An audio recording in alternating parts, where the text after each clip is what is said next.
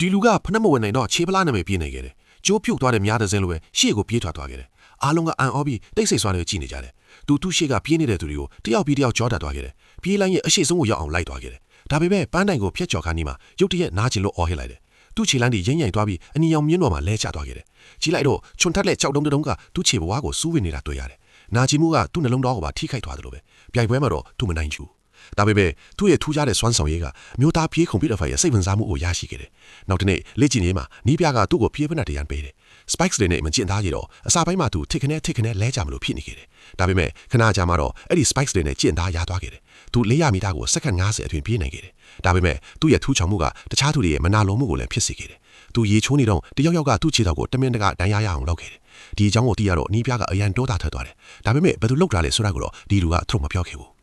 အမျိုးသားအသင်းရွေးချယ်ပွဲနေမှာဒဏ်ရာရနေပေမဲ့လည်းဒီလူကပြေးလန်းကိုရောက်လာခဲ့တယ်နီးပြကသူ့ကိုမပြိုင်ဖို့တားနေမယ်သူကခိုင်မာတဲ့စိတ်နဲ့ပြေးလန်းပေါ်ကိုတက်လာခဲ့တယ်ပြိုင်ပွဲစတဲ့အခါသူဖက်နဲ့တွေကိုထပ်ချွတ်လိုက်တယ်ခြေပလားနဲ့ပြေးရင်းနဲ့ခြေတလန်းချင်းစီမှာအော်ဟစ်နေခဲ့တယ်ခြေထောက်ကနာကျင်တာတွေကိုလုံးဝမေ့ထားပြီးသူ့ပြိုင်ဘက်တွေကသူ့ကိုကြော်တက်သွားချိန်မှာသူ့ခေါင်းထဲမှာအတွေးတစ်ခုပဲရှိနေခဲ့တယ်အဲ့ဒါကတော့ရှိသမျှအားအကုန်သုံးပြီးရှေ့ကိုဆက်တိုးဖို့ပဲနောက်ဆုံးမှာတော့သူပထမနေရာကိုရခဲ့ပြီးအမျိုးသားဂေးခုံဖီတစ်ခွေမှာနေရာတစ်နေရာကိုရရှိခဲ့တယ်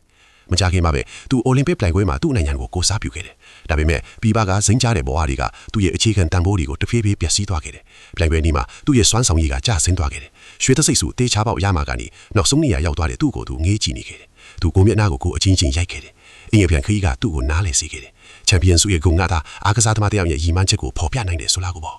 သူနီးပြားကို400မီတာကမ္ဘာစံချိန်ဘယ်လောက်လဲလို့မေးခဲ့တယ်နီးပြားကသူ့ကိုပြောပြလိုက်တယ်သူဇာတိမျိုးကိုပြန်ရောက်တော့သူလေ့ကျင့်ရေးခွင့်ထဲမှာကိုအပြည့်အဝမြုံနှံလိုက်တယ်မနာမနေနေရောညပါလေ့ကျင့်ခဲ့တယ်နေတိုင်းချွေးတွေနဲ့ဇွဲတွေကသူ့ကိုလူသေးတယောက်ထဲပုံသွင်းခဲ့တယ်သူကမ္ဘာစံချိန်ကိုချိုးမယ်လို့ကတိပြုခဲ့တယ်သွေးအာနဲ့အထီလေ့ကျင့်ရရင်တောင်လက်လျှော်မှမဟုတ်ဘူးလို့ပြောခဲ့တယ်သူသွားရီချိတ်ပြီးနှစ်ကြာအောင်ကြိုးစားခဲ့တယ်သူ့နိုင်ငံကိုကိုစားပြုပြီးအာရှအားကစားပြိုင်ပွဲမှာထပ်မံပါဝင်ခဲ့တယ်အစီပြူတေးနာဖန်ထပ်ပေါ်လာခဲ့တယ်ပါကစ္စတန်အားကစားသမားတယောက်ကအန်အားတင်းစရာအရှိန်ဟုန်နဲ့ရှေ့ကိုအများကြီးရောက်အောင်ပြေးသွားခဲ့တယ်ဒါပေမဲ့မကြခင်ပါပဲဒီလူကရုပ်တရက်အရှိန်တင်လိုက်တယ်သူပါကစ္စတန်ပြည်သမားဘေးချင်းချင်းတဲ့အထိလိုက်မိခဲ့တယ်ရုပ်တရက်သူ့ခြေထောက်ကချော်သွားခဲ့တယ်ဒါပေမဲ့သူကခန္ဓာကိုယ်တဝက်စာအသားနဲ့နိုင်ခဲ့တယ်အဲ့ဒီလိုနဲ့သူက200မီတာကမ္ဘာစံချိန်ဖြစ်တဲ့20ချန်းစက္ကန့်ကိုချိုးဖျက်နိုင်ခဲ့တယ်နောက်ဆက်တွဲပြိုင်ပွဲတွေမှာတော့သူ400မီတာကမ္ဘာစံချိန်ကိုပါချိုးဖျက်ခဲ့ပြီးတန်ဖိုးရှိတဲ့ရွှေသစိတ်စုကိုစုခုခဲ့တယ်သူအိန္ဒိယလူမျိုးတွေရဲ့နှလုံးသားထဲမှာသူရေကောင်းတယောက်ဖြစ်လာခဲ့တယ်